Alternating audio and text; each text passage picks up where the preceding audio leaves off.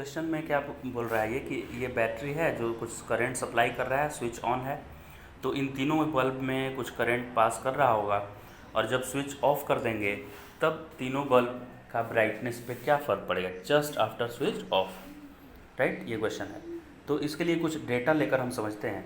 Suppose इस battery ने इधर से 6 एम्पियर करंट सप्लाई किया, जो भी बैटरी होगा 6 एम्पियर करंट सप्लाई किया। अब स्टेडी स्टेट आ गया है, मतलब ये वायर से रिप्लेस कर देंगे हम, जस्ट वायर से रिप्लेस कर देंगे ना इंडक्टर को मैंने वायर से रिप्लेस कर दिया, कनेक्टिंग वायर से, मतलब अब इंडक्टर कुछ अपोज नहीं कर रहा है।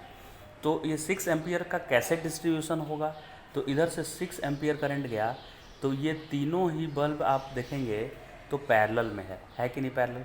तो तीनों पैरेलल है तो क्या तीनों आइडेंटिकल भी है, तो तीनों लैंप में कितना करंट चला जाएगा, इसमें 2 जाएगा, इसमें 2 और इसमें 2, ऐसे ऐसे और ऐसे चला जाएगा ना, 2 और 2, तीनों बल्ब में 2 एम्पियर का करंट जा रहा है और ये तीनों 2 कलेक्ट होके और वापस इधर 6 आ जा रहा है, राइट। अब स्विच ऑफ करके देखते हैं।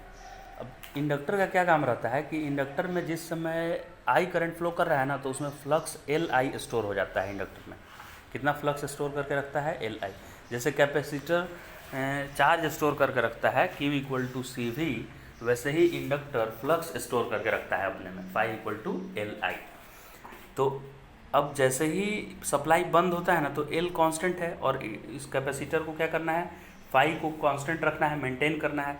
इसके लिए इंडक्टर सप्लाई करने लगता है ये आई करंट, और ये आई क्या होगा, वही होगा जो जस्ट बिफोर स्विच ऑफ जितना करंट था उतना ही करंट इंडक्टर सप्लाई करने लगता है, क्योंकि वो चाहता है कि मेरा फ्लक्स बना रहे फाई, तो फ्लक्स उतना ही उसको रखना है और एल कांस्टेंट है, तो आई उसको सप्लाई करना पड़ेगा, उसके फ्री इलेक्ट्रॉन स्टार्ट कर देंगे मूव करना आई सप्लाई करने के लिए, करंट सप्लाई करने के लिए।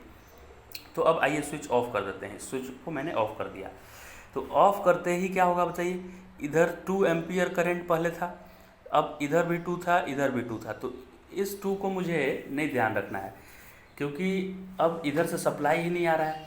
अब सप्लाई कौन कर रहा है, ये इंडक्टर कर रहा है। इंडक्टर कितना सप्लाई कर रहा है, तो ये पहले इंडक्टर में कितना था, इधर से 6 भेजा था इसने, तो 2 इधर चला गया और इधर 4 आया होगा, 4 आया होगा, उसमें से 2 इधर गया होगा और 2 आगे बढ़ गया होगा और ये 2 इधर घूम कर आया होगा। सही है। फिर से एक बार देख लीजिए, करंट डिस्ट्रीब्यूशन स्विच ऑन जब था, स्टेडी स्टेट था, उस समय कैसा हो रहा होगा, तो इधर से गया होगा 6, उसमें से 2 नीचे आ गया होगा और 4 ऊपर गया होगा, इस 4 में से फिर से 2 नीचे आ गया होगा और 2 आगे गया होगा, हो गया ना, तीनों में 2 2 आ गया ऐसे। लेकिन अभी देखिए इस इंडक्टर में 4 है और इस इंडक्टर में करंट 2 है, मैंने फर्स्ट में जो इंडक्टर है 1 उसमें 4 एम्पियर करंट है, तो स्विच ऑफ करने के बाद ये 4 ही एम्पियर मेंटेन रखेगा।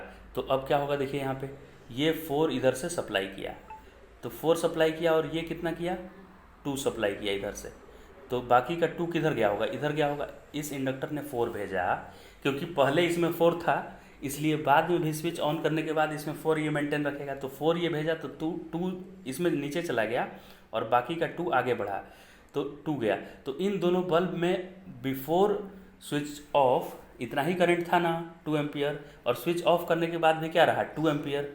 लेकिन अब ये 2 और 2 यहाँ पे कलेक्ट होके इधर क्या हो गया, 4।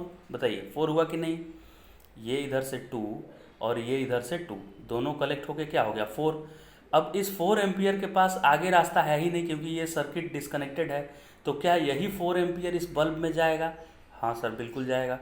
तो अब बल्ब नंबर 1 के बारे में सोचिए, बल्ब नंबर 1 में पहले 2 एम्पियर करंट फ्लो कर रहा था जब स्विच ऑन था, लेकिन स्विच ऑफ करने पे इसमें 4 एम्पियर बल्ब 1 में जाने लगा, तो बल्ब 1 में करंट इंक्रीज कर गया, बल्ब 1 में करंट क्या कर गया, इंक्रीज, इसमें 4 जाने लगा। देखिए इसमें 2 आया और इसमें 2 आया, तो स्विच ऑन करने पे भी तो 2 ही आ रहा था, लेकिन इस बल्ब में ऊपर से आ रहा था 2 जब स्विच ऑन था, तो लेकिन ऑफ जब स्विच हुआ तो नीचे से ऊपर की तरफ जाने लगा 4, 2 और 2 ये दोनों ऐड होके 4 जाने लगा, राइट। तो सर्किट कैसे कंप्लीट हुआ, ऐसे हुआ, देखिए ये 4 यहाँ से था तो 2 इसमें गया इसका और 2 इसमें गया, ये 2 इधर गया है आगे, तो दोनों इंडक्टर देखिए पहले जैसा ही है, पहले जितना सप्लाई कर रहा था स्विच ऑन होने पर उतना ही कर रहा है।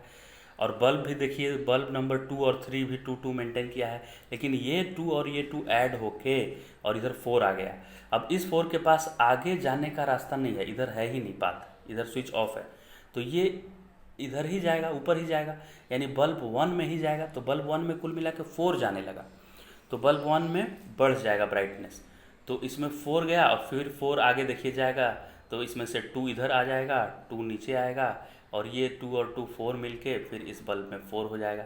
तो कुल मिला के हमने क्या देखा कि बल्ब 1 जो लगा हुआ है, ये वाला बल्ब 1 है फर्स्ट वाला, इसमें 4 एम्पियर करंट हो गया, जबकि पहले 2 एम्पियर था। और बल्ब 2 और 3 में पहले भी 2 था और बाद में भी 2 मेंटेन रहा। तो brightness of 2 and 3 will remain same and brightness of 1 will increases, ये आंसर हुआ इसका। लेकिन अगर ऑप्शन की तरफ हम देखें तो ब्राइटनेस ऑफ 1 इंक्रीजेज कहीं नहीं है। फर्स्ट ऑप्शन में है brightness of L1 remain same, गलत हो गया क्योंकि 1 का तो इंक्रीज किया है ब्राइटनेस। फिर है brightness of L1 become 2 times, brightness of L1 become 2 times, पहले से इसका डबल हो जाएगा क्या ब्राइटनेस, तो I²R फॉर्मूला होता है। तो 2 टाइम्स नहीं हुआ क्योंकि करंट पहले 2 था और बाद में करंट 2 हो गया, करंट 2 टाइम्स हुआ। अब ब्राइटनेस के लिए पावर निकालना पड़ता है, तो करंट 2 टाइम्स हुआ तो उसका पावर क्या होगा, I² होता है, देखिए I²RT होता है।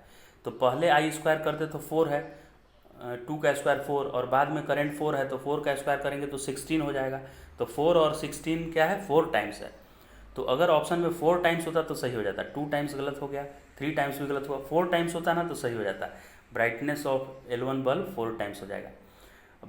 करेंट बल्ब में क्या हो गया, L1 बल्ब में 2 टाइम्स हुआ है करंट, राइट। अब फोर्थ है कि brightness of L2 L3 remain same, ये सही है क्योंकि L2 और L3 में स्विच ऑन रहने पे भी 2 एम्पियर ही फ्लो कर रहा था और स्विच ऑफ कर देने पे ही इन दोनों में 2 ही एम्पियर फ्लो किया। तो क्या दोनों का ब्राइटनेस सेम रहा, बिल्कुल सेम रहा। तो इस तरह से फोर्थ ऑप्शन करेक्ट आ गया।